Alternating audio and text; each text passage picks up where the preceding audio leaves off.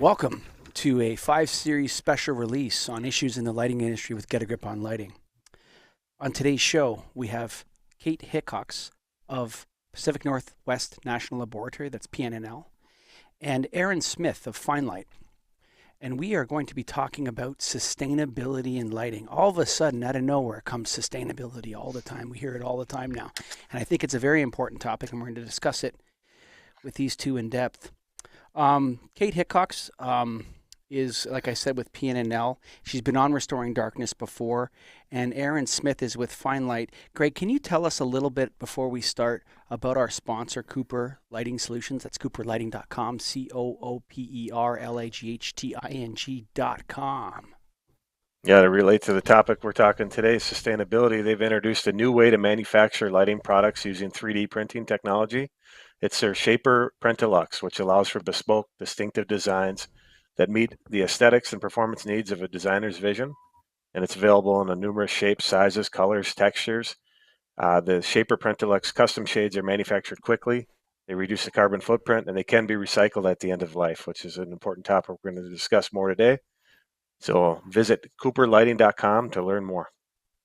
Yeah, thanks to the good folks at Cooper Lighting who are, and if you're listening, you could be listening to this on Cooper Lighting social media. Let's kick it over to Kate Hickcox to start off. Kate, sustainability in lighting. Where do we start this conversation? How do we start that? Well, sorry. I start by blowing up my desk. Yeah, I mean, there's a lot of different directions that you can go in. I think I'm glad Aaron and I could be here today together because we've over the past year spent a lot of time talking about different aspects of sustainability. So I think I've been doing a lot of work looking at reporting and transparency processes. So how do you streamline that process around getting the information that you need about embodied carbon or operational carbon for decarbonizing in the lighting industry? And there's also, circularity and design for disassembly. There's so many different ways that you could go. And people are looking at all of those topics in depth. I mean, definitely the embodied carbon issue is pretty hot today. There's a lot of energy going into talking about decarbonizing and understanding more about what that means and what the different impacts are and how you can understand what your impacts are. Aaron, how do you want to start off the conversation here?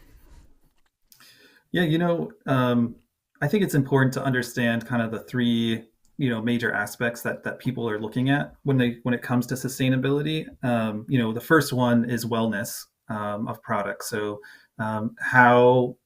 what types of materials are going into making those products? That's probably one of the first pieces.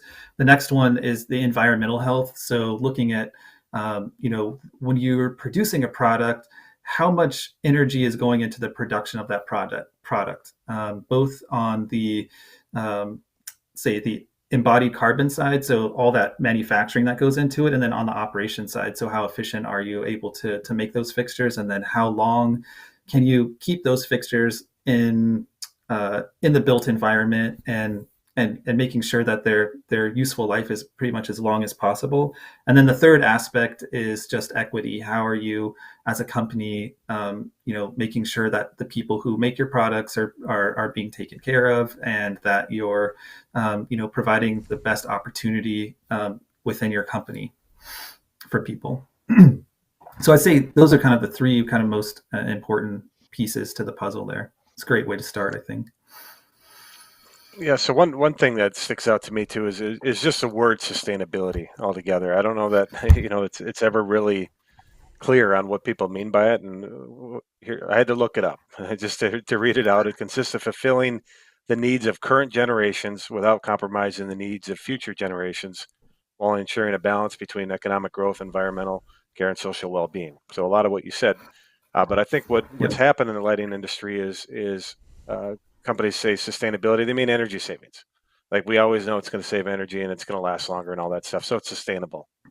But that's not what we're talking here. And when did this come to light, and light pun intended, in terms of the lighting industry? When did they start actually get manufacturers thinking about it or getting into it, or are enough doing it? I know there's a lot of questions there, but to me, it doesn't really seem that. So I don't know who wants to take that, Aaron, maybe. Yeah, Aaron. Yeah, I mean, I'll start. So, I really think it's the work that's been done. An awareness has been starting to be raised through programs like the LEAD programs and things like the Well Building program, and also basically, not only those are kind of industry led pieces, but there's also things that are happening outside of our industry. So you have folks just having more focus on how are we going to build the sustainable, how are we going to build buildings in a more sustainable way. So you've got folks like the American Institute of Architects, AIA. They're coming out with their own advocacy letters around this and trying to encourage manufacturers and designers to build in a more sustainable way. And I think you're starting to see all of that work actually making it to the manufacturers right now, and it's starting to become a big part of the conversation. And and there's demand for it. Specifiers are starting to design in this way, and so it's just now we're starting to respond to that, and I think we're starting to see that groundswell right now, which is exciting. Mm-hmm. Yeah, I think there have been some early adopters, decades ago, right? There's organizations like Cradle to Cradle that have been around for a long time, and it's an organization that looks at circularity and sustainability. And so I think years ago there were lighting products that were part of, that had those certifications, but the momentum wasn't there. I think it's that curve that you talk about, where you have the early adopters, that language starts to get introduced, and then over time there's more and more drivers that build up. And so, as Aaron mentioned, there's right now a kind of a major push from inside the companies, where they're hearing from clients that they want sustainability in the end product. There's a push within companies, manufacturers that are saying, we want to make sure we're being equitable for our staff and in the work that we're doing. And then there's also drivers from other declarations and organizations outside of the manufacturers that are offering opportunities for products that are more sustainable or that have certain certifications or transparency around it. So there's lots of reasons to jump in now, and there's a lot of organizations that are also working right now on how to streamline that process, how to make it easier, how to demystify it and make it less complex. It is really complex to get the information that you need to have a sustainability report. Takes a lot of effort and time, and so there's people that are working on making that easier now. So all of those things, I think, really point to the fact that manufacturers really should be thinking about how and when to jump on board, not if they should, but when to get started. It's interesting because NAILD ran a sustainability committee, and they put out a letter on very specific things within the lighting industry that were of concern to them. And, after reflecting on that, I have a question for you guys. I'm not going to get into that letter because you can find that, out there. It's on Edison Report and all the great news outlets in the lighting industry, and you can look it up and read it. But is sustainability rather thought of as a perpetual goal? Like if we look at, 20 years ago, CFLs were symbols of sustainability in the lighting industry. That's changed. Now we want mercury out, right? And then, flat panel LEDs became a symbol of sustainability till people realized that, while we've increased the life of the light source, we've compromised the life cycle, which is what Aaron mentioned earlier on, that the life cycle is significantly shortened. And now we have fixtures that have 10-year life cycles or 5-year life cycles or 15-year rather than 40-year life cycles. And they're not repairable in the field and so on and so forth. So there's all sorts of really at the user end. But, Aaron or Kate and, whoever wants to take this, should we step back, add a dose of humility and say sustainability is going to be a perpetual goal that is always going to be pushed further and further in front of us? The closer we get to it, the further it gets away. Aaron, you're shaking your head. I'm going to throw it right over to you. You're nodding yes. I guess I was thinking about it in the terms of there are definitely some some fixed timelines that have been established, especially through the help of things like the like global climate agreements, things like the 2050 challenge or the 2030 challenge. And there are definitely goals that architects and even countries in general are trying to achieve. And so for a lot of businesses, an interesting statistic is basically something like 93 or 92% of S&P 500 companies have some sort of environmental, social governance documents that they publish out to their investors, and they're taking real steps in their business in order to kind of meet these sustainability requirements, and they have a time frame. Usually it's either 2030 or 2050 type challenges. So in the sense, it's moving towards reaching those goals by that time frame. So it's not necessarily perpetual, but it's really a concerted effort to try to meet these really hard goals to that 2050. So trying to be carbon neutral by 2050 in most cases is some of the things that folks are looking to do. And you're seeing that come through, all the way from the very top level down through how these companies are starting to build buildings and think about sustainability and how they're going to reach those goals. Kate? Yeah, I'll add on that. One aspect of the sustainability conversation that is definitely perpetual is that there's always room to improve, and that we always need to be thinking, with every choice, we need to be thinking about what are the unintended consequences. And there's always going to be unintended consequences of any choice that you make. You look back at choices that we made in the past, and your example about mercury is a great one. That was a choice that we can make at that time that gave us an energy reduction, and reducing operational impact of lighting fixtures makes a dramatic impact. And so that was one step along the process. And you see some unintended consequences in terms of mercury, and you can improve. So there's always iteration that can happen. One thing that's not perpetual is that we live on a planet that has finite resources. And so we have to set these targets so that we can try to work within the limited resources that we have. There's no getting around that. And so that's why we have those targets. And I think you can even keep moving forward. One of the words that pops up in sustainability all the time is regenerative. And so that's where you go beyond just making something that is, that has a reduced impact during the process, but you make something that actually produces a positive impact in the end, right? So it's sort of not doing less bad, but doing more good. And so that's something that we can always keep driving, is how do we iterate and improve and do more good in the future with our work, whether that's around sustainability or equity or somewhere in between, energy justice. So I think that is perpetual, definitely. And that's a good thing, right? That's how we iterate and improve and do better work and critique our past decisions. And Kate, you've mentioned a couple times circular. So we hear the term circular economy. Can you define what you mean by that?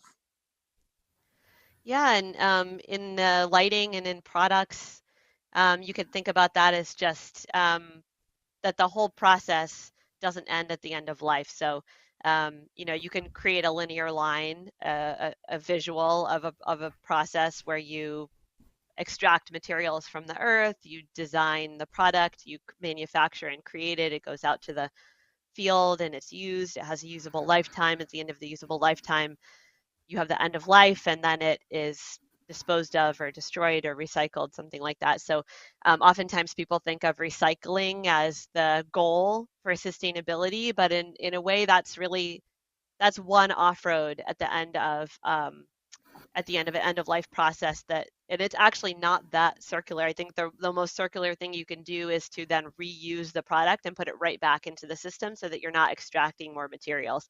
So it's just basically a way of thinking about that process as a circle. And when you're in any step of that process, you can be thinking of your relationship to that whole process. So when you're thinking about doing an install, or from a manufacturer point of view, you can think about reducing the operational energy use over time, but you can also think about ways that you can create a product that gets taken apart so that parts of it can be recycled, parts of it can get put right back into reuse. So you don't have to make a new housing, you don't have to make a new lens. You can clean or reuse what's been already in production and put it out again with less manufacturing time and less embodied carbon and less production to get it out there. So the key is really keeping materials in use for as long as possible, and that goes for the actual finished product and the components and materials as well. Very good. Thank you. Yeah. And so the next question is, and you can't say lighting, I don't think, but is there a product or industry that's done a good job of this? To say an example, I know lighting potentially can get there, but I don't think it is. So is there one that you guys know of that's done really good that we could mimic ourselves after? Crickets. Yeah, I mean, yeah, Maybe. well, the automotive industry is comes to mind, and I don't know a lot about this, but I just know that I've read a lot of papers on circularity and on this process called design for disassembly, which is just one of many approaches that you can take in the design process to think about those end of life strategies and how you can prepare a product to have better options at the end of life.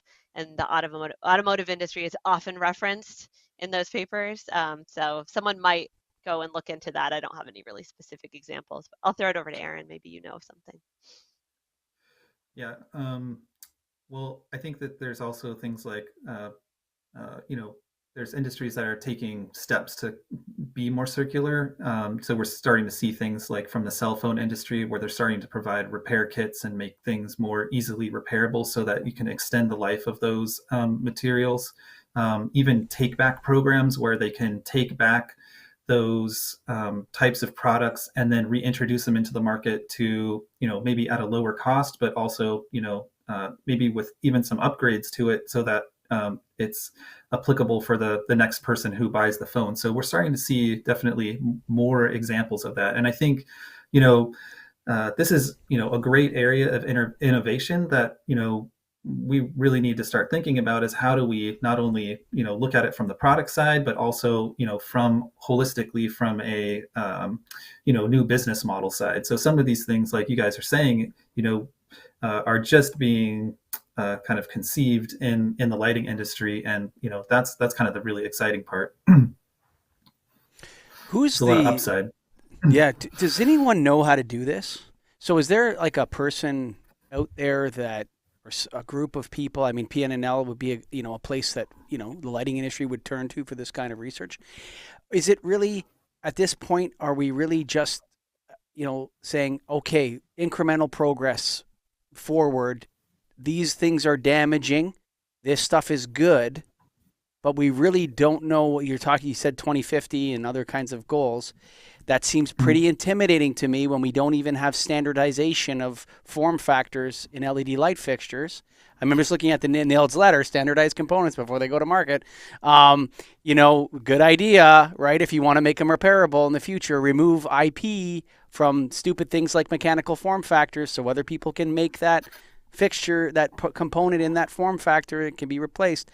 But it seems somewhat intimidating. Does PNNL have a sustainability guru? Or Aaron, do you know somebody that is the yogi or the Yoda or whatever of sustainability, knows everything, or she knows everything? I'll throw it over to Aaron. I don't know if yeah, Aaron, go ahead. yeah, I don't know of a yogi. I think we're all kind of like, we're all really working on it together. There's definitely groups that are, we've got the IES Sustainability Committee. We've got folks like PNNL who are driving, specific aspects of this to try to make it easier for the industry as a whole. And I think, as you guys are having this podcast, this is just a great way to get everybody kind of up to speed on what is, what's the state of the art in the conversation. And I think we're all trying to learn that together. It would be great if, one day, none of us are, shipping products with, that we're shipping it in the most sustainable way, that we're learning from each other and, trying to take these different types of models and put them to use. And, one of the first places where we started was with material transparency. So looking at all the ingredients that go into making a product, whether or not the ingredients are good or bad, you basically try to figure out what is everything that's in your product so that you can start making informed decisions about how to try to make them better. And I think if I was going to start, recommend starting anywhere, it would be with that, because that's really the first step. And a lot of the things, the way that we think about products is different from a sustainability standpoint. Like, I was very surprised that, we start looking at products, you start thinking about, like, what's the weight of those materials? How much of that type of material is going into making that product, and how much of an impact does it have on it? So you start thinking about that in a different way, and then you're like, okay, we found this hot spot, so we need to address that in our product design. So now we can start, not only can we address it in new products, but we can go back and say, is there a way to kind of change that in our older product design? So, that whole discovery process is like, I think, the first step and key. And that's kind of where a lot of the knowledge starts to happening. And that's how we kind of become gurus together, because we can share those experiences out in forums like this. And it's great.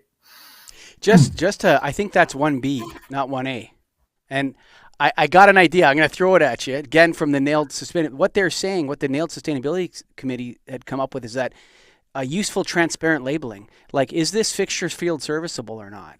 Like, just letting consumers know. Does the manufacturer sell replacement parts? Like, some sort of labeling on the fixture. Just start with, like, letting people know that, hey, once this fixture is burned out, you got to throw it in the garbage, or it's got to be sent to, if you can recycle the metal or whatever. This is not a field serviceable fixture. I think that's a simple thing that can be, UL or one of the great DLC could start a labeling program. That says whether or not the components are replaceable, are they cross-manufacturer, or is it only from the manufacturer? Does the manufacturer have a service plan for long-term for this fixture, or whatever? Kate, how do you feel about that? 1A, then 1B. Yeah, well, that is happening right now in Europe, so that's already been implemented there. And there's examples. I think the organization Lighting Europe, took the guidelines that were developed by the government in the UK, and then developed some examples of labels that are standardized that give you that information. So this is field serviceable. This one requires a specific maintenance person, and that labeling is really critical to enabling the kind of better end-of-life solutions that we want once products go out into the field. Just identifying what materials are recyclable, and where, someone might be able to make money off of some material, even if they throw it in a recycling bin, as opposed to sending it back to the company. But it's a key, and I think, you're kind of looking for a guru. This isn't really the guru, but a really an interesting business opportunity that we've seen more. There's a few lighting companies that are working with this model, and some other independent companies that are doing that, is that whole sort of lighting as a service, energy as a service model. So there's a lot of benefits to that kind of model, because it allows of course, the contract can be different depending on how you set it up, but essentially it would be an organization might want to buy their lighting through that model, because they're just buying the energy, they're buying the service and not the actual components. So sometimes there's a reduced upfront cost, and then the organization that sells them that energy service can provide maintenance and even end-of-life take-back programs. So they're providing the lighting and not the luminaire. And so it means that that company can get quality lighting, can get upgrades, they can get, a new driver can be replaced when it needs to be replaced.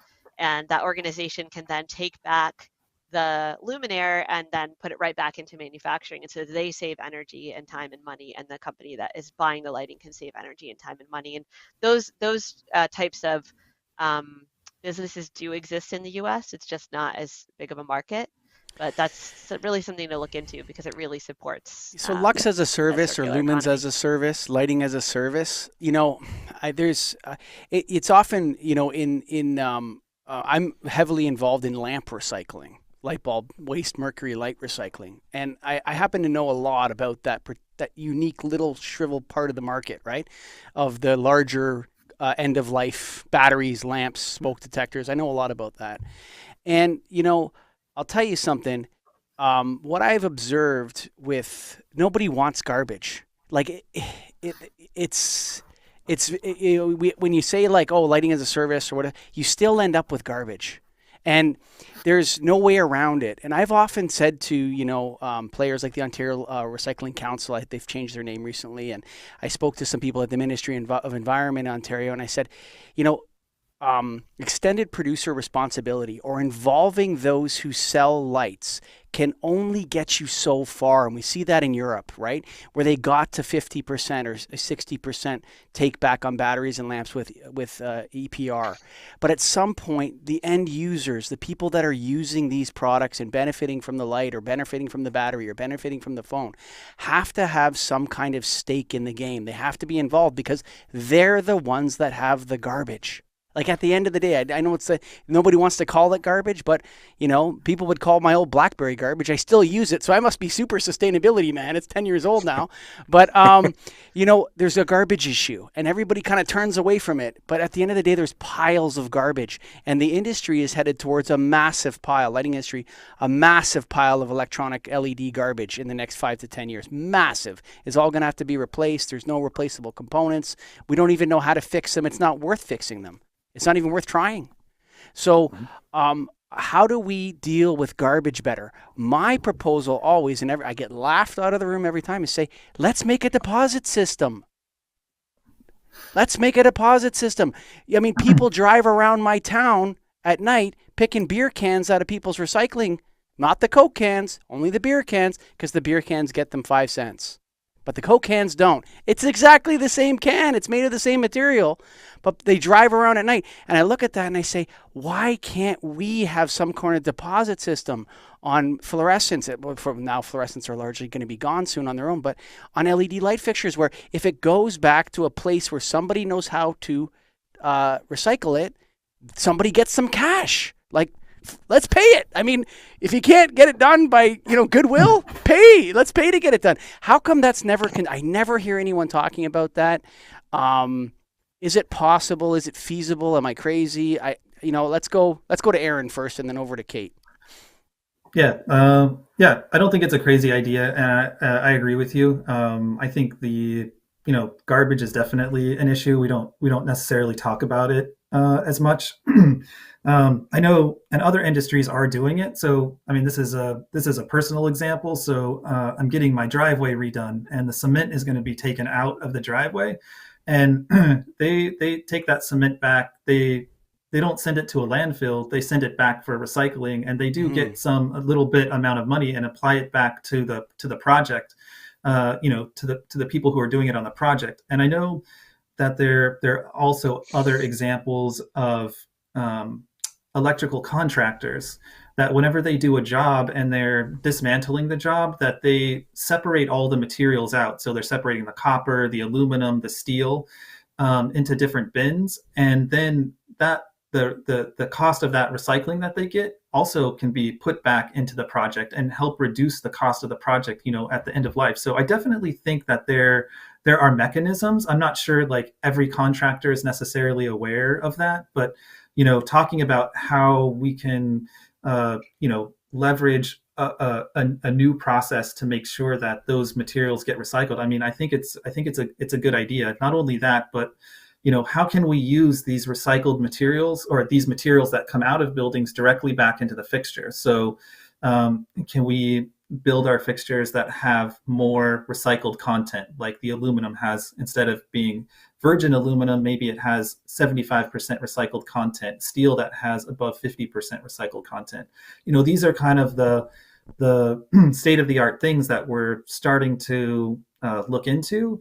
And then, as more people start asking for that material, hopefully it will help, drive the industry to make that more of a standard as opposed to a special request type of thing. And I think that all of those things together help, help alleviate some of these, some of these garbage issues. But the other thing too, one other thing is, how about a program where, it should be easy for the end user to recycle these things. So there's companies like TerraCycle where you can partner with them and send your products back to them, and they'll make sure that it gets separated and recycled too. So there's a lot of different ways, but we're starting to think of it on the commercial scale, and this is definitely a big area of innovation, full of opportunity in this area. And also, if you're in Ontario, you can also contact Waste Diversion. I happen to know the owner, Kate. No, I was just agreeing with Aaron. So I'm going to throw something, back at you with that. When you're talking about those electrical contractors dismantling those fixtures, those are all legacy light fixtures. I mean, metal halide light fixtures or HPS light fixtures had, 1,000-watt metal halide's got $3 worth of scrap copper in it. Number 2 grade scrap copper. It goes right back into thing. Is melting fixtures down, melting metals down into their core metals, because there's a lot of energy that goes into that. Okay, so when we're smelting, when foundries use a lot of electricity and natural gas. Okay, let's not kid ourselves. And a lot of them use coal actually as well. That kind of coking coal to get those fires really hot. Are we considering that sustainable? So, for example, if something is sent back to a metal recycler, separated and melted down into its core components, we're considering that a sustainable practice at this point, Kate Hickcox? Yeah, I'd say there's you can find a couple different examples of papers that talk about this, but there's this idea of the waste hierarchy. So the top of the goal that you want when you're thinking about waste at the end of life of a product is the number one is to just use less. Don't use as much, don't specify as much, don't have as much material, just don't use it if you can. That's number one. Then after that, you want to try to reuse the materials or remanufacture the materials. So that's the kind of in this idea of the take back program, or like if you can tie it into like lighting as a service or something. If there's the pathway is the big question, right? We don't know what those pathways are. We don't know how we can make that more efficient. I think as Aaron said, it's a huge opportunity, but the pathways to reusing and remanufacturing would be really key. Because that's where you don't have to smelt it or take, you maybe change the finish, you maybe fix it up. But like essentially, in a luminaire, the difference between a luminaire and a bulb or a lamp is that there's a lot more material around the electronic components that can be reused or can be remanufactured. So that's the next step. And then after that, you want to recycle. That's when you're like, throwing it into a recycling bin, or, trying to separate materials so that the acrylics can go here and the plastics can go here. You want to make sure the luminaires are able to be separated so they can be recycled. And then at the bottom, you'd have like shredding or recovery, where it's like burned or shredded or something for that kind of recycling process. So it's way down at the bottom, but it's still, all of those are good. All of those are better than it just going to a landfill. But there is a hierarchy out there, and we should be designing with that in mind so that we can prepare the luminaires to have those opportunities, right? Because I think, like you're saying, there's legacy fixtures out there now that are being taken out, and they might not be able to be separated into the core materials. That might be a limitation. No, the LEDs can. The legacy ones can. The LED ones cannot. Yeah. But some luminaires can't, right? Some luminaires, they used glue to adhese to put two metals together, or there's potting in there that holds some wires in place, or there's a lot of different assembly processes that make it really difficult to have a good end of life outcome. And so that's another key, and there's a big opportunity in a learning area in the manufacturing field to learn what those better practices are at the front end, so that at the outcome you can send it right back into being another luminaire without having to go through that smelting process, ideally. So, Aaron, I've got a question for you. Commercial lighting, that's what we do, Michael and I, and the primary fixture also happens to be one of the larger ones that can be out there. Is a 2x4 troffer. Now, the flat panels or center baskets are the most common. We know of LED right now. I get the flat panels, tight and tough to deal with, but why is it so hard to make a purpose-built LED fixture serviceable? Like, to me, I open it up and there's LED strips going down. Sometimes they're glued in, sometimes they're nailed or screwed in, whatever it is. There's magnets you could do. There's, you can have clips on the end, like a ballast disconnect, and then you have a driver. To me, it's very similar to, a tube is a lot easier, obviously, as we've talked about a lot. You can just put a 4-foot tube in, it fits. And I know form factor is a thing, but even if let's say yours is a 3-foot bar, why can't you make your 3-foot bar easily to come out and put a new driver in and go right back in? Why is that hard? Amen, brother. Yeah, Fine Light's been thinking about this for a long time. All of our fixtures are serviceable, but we're thinking about that, at the beginning of the design process. And I think, people just need to be aware about how important it is to think about how they're constructing the fixture so that you can make it capable of being serviceable at the end of life. And there are definitely some people are looking at cost trade-offs versus versus manufacturing costs when it comes to making some of these decisions. And I'd say that there are definitely ways to not only be sustainable but be affordable at the same time and get those types of fixtures and or design and build those types of fixtures. And from a specifying standpoint or buying it through a distributor as a contractor, really looking, your buying power makes a difference. So whenever you're looking for those fixtures, look for the ones that are serviceable, so that when the customer has an issue with a driver or board, that maybe you have a service contract with them and you can make sure that those fixtures are staying up to date with those products. So there's probably a whole industry around contractors and distributors being able to help those businesses that want sustainable products in their buildings, keep them upgraded. So I would say it's a real buying choice. Use your wallet to make that sustainable choice. It's tough to know what it is, though. That's a tough thing, because there's the messaging can be confusing between energy efficiency and life cycle and light source life, and that's why I think that labeling piece, or that on the cut sheets and on the boxes, where people can really help. Like, I can never fix this. It's over. When it's over, It's over, right? I want to throw something out at you, Kate, and I've had discussions with people about this that resist this a little bit. I think the lighting industry needs to recommit to commoditization and standardization, particularly of mechanical form factors of light sources and drivers and this kind of stuff.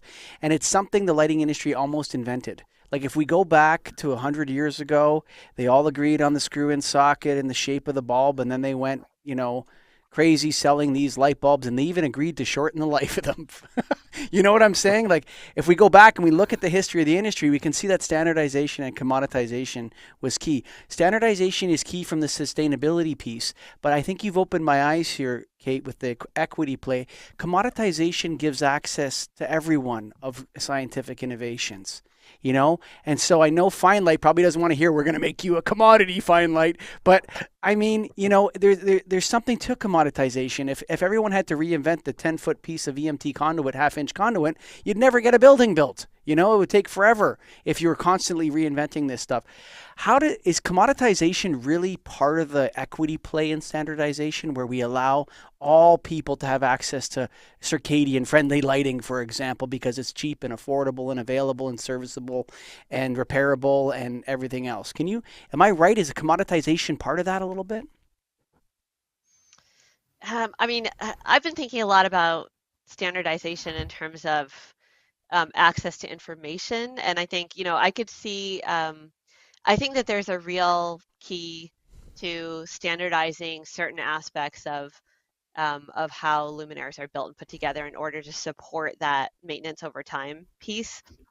I don't know if I'm really answering your question, but I think that I could see a pathway to there being a kind of a standardized approach around how luminaires could be maintained over time, like that there's a certain type of like snap fit that could be used, or even just this idea of like using the same screw type, so that there's like two screw types, and so if someone goes up to the ceiling and they're going to try to replace something, they don't have to like go and call and get the new weird driver to like get that screw out, so that it's actually possible. It makes it possible to do that. So I think that there's a lot of benefit to that standardizing around how we communicate about the lifetime of the fixture and what opportunities there are for modification, and then that kind of standardization, I think, can help bring prices down. It's been shown to do that in some cases. I don't know. Yeah, really standardization commoditizes something.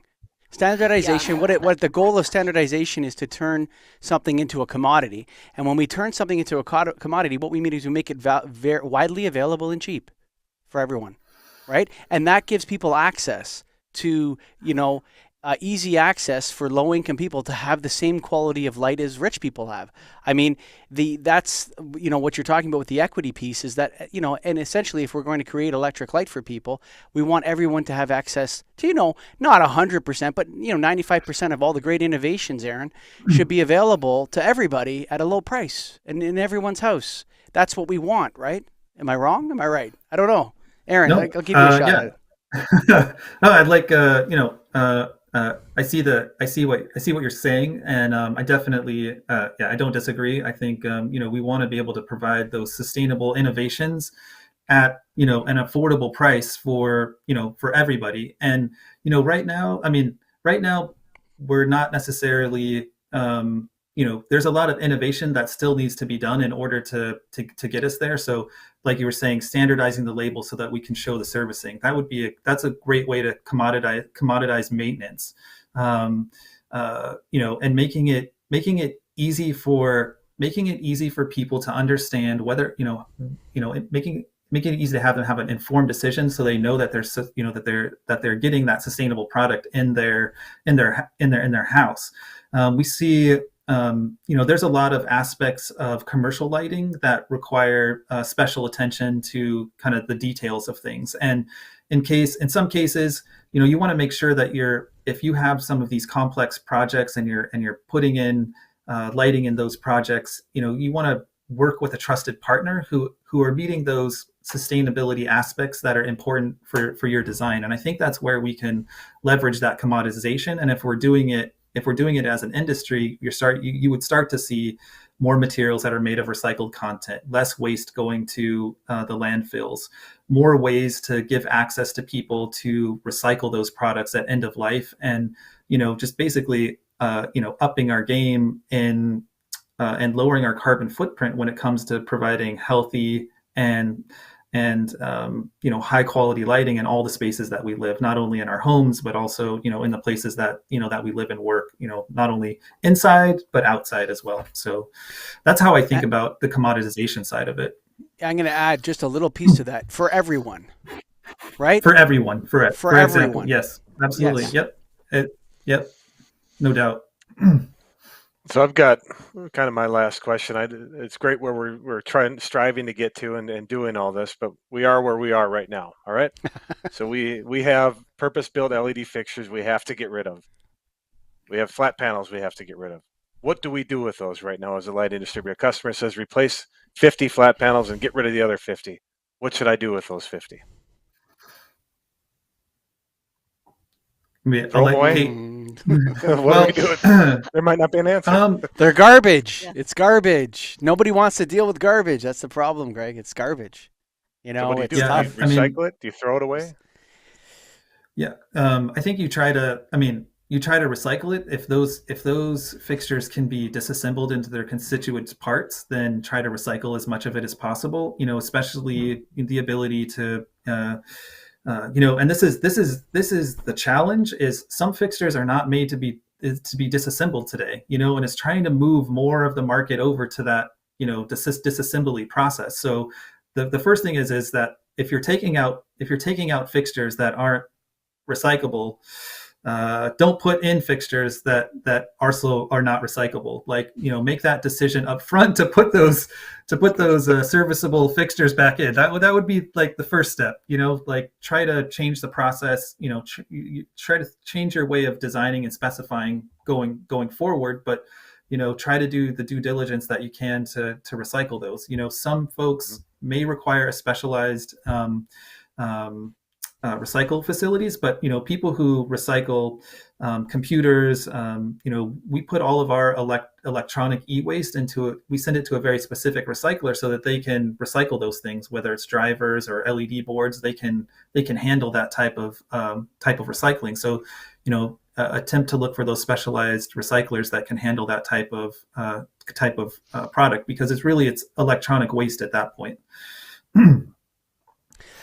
Yeah. Well, I think that's our job, is to think about those processes, right? Because it is, everybody has a personal responsibility, but it doesn't really, I mean, and it does land on us, but we have to make those bigger decisions about how we buy into those processes. Like Aaron was saying, like use your money, to, push your priorities with your money, but also, we need to think about like what are those pathways and how can we support there being, jobs and infrastructure around recycling, because right now it's basically a black hole. We don't know what is happening and we don't really know what the opportunities are. We know there's a lot of opportunities there.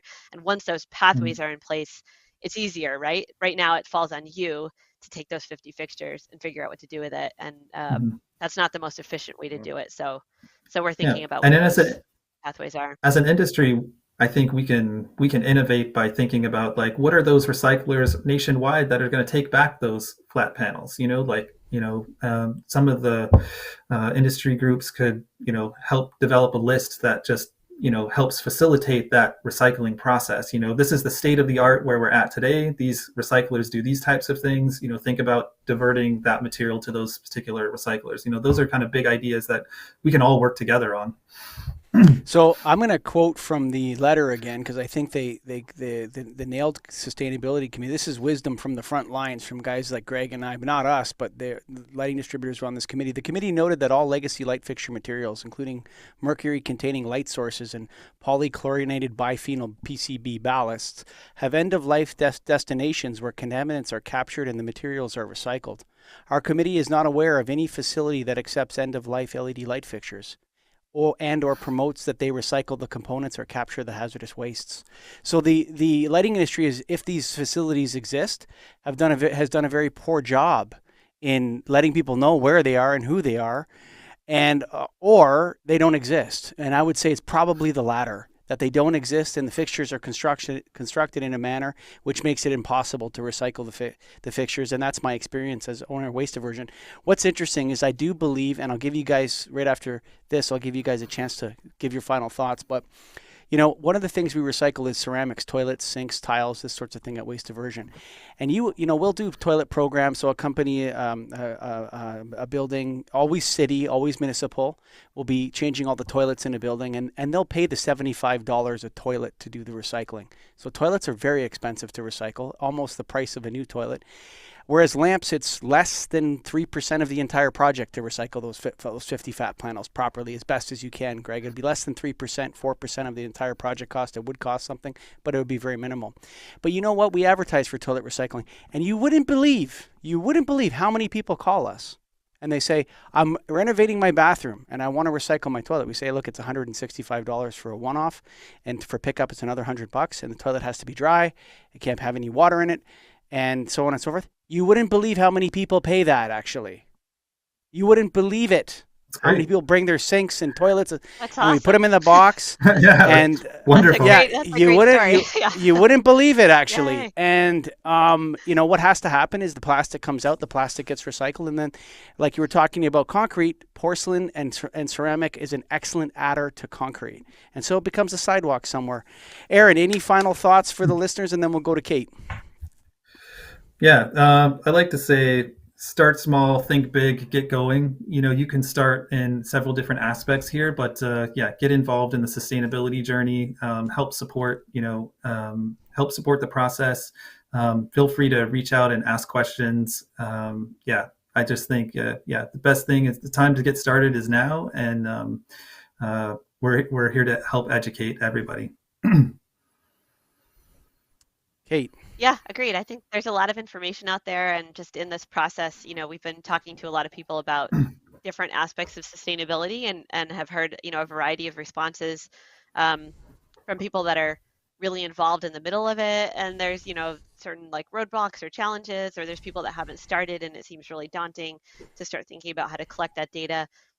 It's not impossible. It's actually, there's pathways to do it. There's a lot of information out there. So I'd say, reach out if you're interested in starting to get that information and make better decisions to affect the end of life outcomes. Then there's resources, and I'm sure Aaron or I would be happy to get an email from anybody and give them some resources or send them in a good direction. So I think what everyone's saying here right now is, Greg, is the time is now and the person is you. That's right. All you folks out there listening to this, you can lend a hand, especially if you're in an association. Look, Greg and I were blown away at Brian Huff's Committee on Sustainability, actually, the stuff they came up with. We were blown away, and that's some distributors. Guys sell light bulbs every day, gals selling light bulbs every day. Hey, contractors, agents, designers, all those other associations out there, start forming committees around sustainability. Don't be nervous. Just as a group, and put out a statement saying, hey, we don't even know what to do. Even if you put out that, let the world know. And I'll tell you, man, the people at PNNL are so generous with their time. And so there's so many people in the industry that are willing to lend a hand and point you in the right direction or give you a recommendation or give you some knowledge. And that's my experience with the lighting industry, Greg. But we have to say thanks to Cooper Lighting. Go to COOPERLIGHTING.com, Greg. Yeah, check out their Shaper Print Deluxe. That's made from 3D printing technology. Distinctive custom designs that are different shapes, colors, textures all over the board with custom shades, and they reduce carbon footprint because they can be recycled at the end of life. A big topic we talked about today. Way to go, Cooper. Go to COOPERLIGHTING.com, and we'll give the final word to the American poet T.S. Eliot. That's right. We shall not cease from exploration, and the end of all our exploring will be to arrive where we started and to know the place for the first time. Thanks for listening.